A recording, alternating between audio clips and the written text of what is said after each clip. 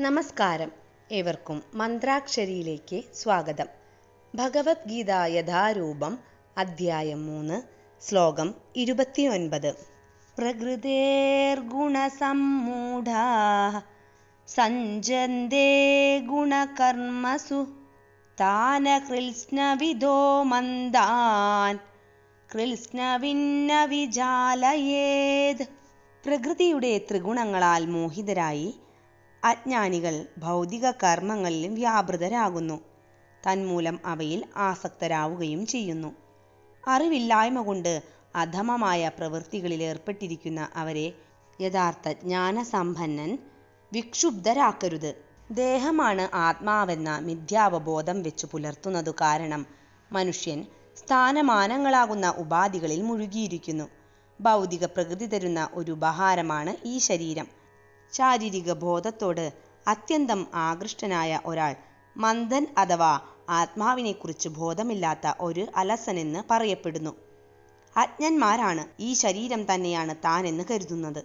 മറ്റുള്ളവരുമായി ശാരീരികവുമായുള്ള ബന്ധവും ബന്ധുത്വമായി അവർ അംഗീകരിക്കുന്നു. താൻ പിറന്ന നാടിനെ പൂജാർഹമായും മതാചാരങ്ങളെ ആത്യന്തിക ലക്ഷ്യങ്ങളായും കരുതുന്നു. സാമൂഹ്യ സേവനം, രാഷ്ട്രീയം, പരോപകാരം എന്നിവയിലാണ് ഭൗതികമായ ഉപാധികളോടുകൂടിയ അവർ പ്രവർത്തിക്കുക. അത്തരം ലക്ഷ്യങ്ങളാൽ ആകൃഷ്ടരായവർ എപ്പോഴും ഭൗതിക മേഖലയിൽ ജോലി തിരക്കിലായിരിക്കും. ആത്മസാക്ഷാത്കാരം എന്നത് അവർക്കൊരു കെട്ടുകഥയാണ്.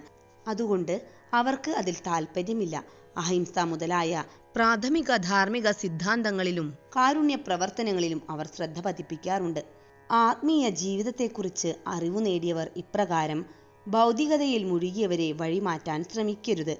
തങ്ങളുടെ ആത്മീക പ്രവർത്തനങ്ങളെ നിശബ്ദം തുടർന്നു കൊണ്ടുപോവുകയാണ് വേണ്ടത്. മൂഢന്മാർക്ക് കൃഷ്ണാവബോധത്തോടു കൂടി ചെയ്യുന്ന കർമ്മങ്ങളെ അഭിനന്ദിക്കാനാവില്ല. അതുകൊണ്ട് അവരെ ഉപദേശിച്ച് അസ്വസ്ഥരാക്കാൻ വേണ്ടി വിലയേറിയ സമയം പാഴാക്കരുതെന്ന് ഭഗവാൻ കൽപ്പിക്കുന്നത്. ഭക്തരാകട്ടെ ഭഗവാന്റെ ഉദ്ദേശമെന്തെന്നറിയാവുന്നതുകൊണ്ട് അദ്ദേഹത്തെക്കാൾ കനിവ് കാട്ടുന്നു.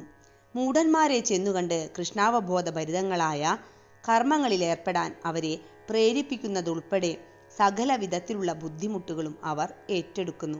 മനുഷ്യവർഗത്തിന് അത്യാവശ്യമാണ് കൃഷ്ണാവബോധ പ്രവർത്തനം.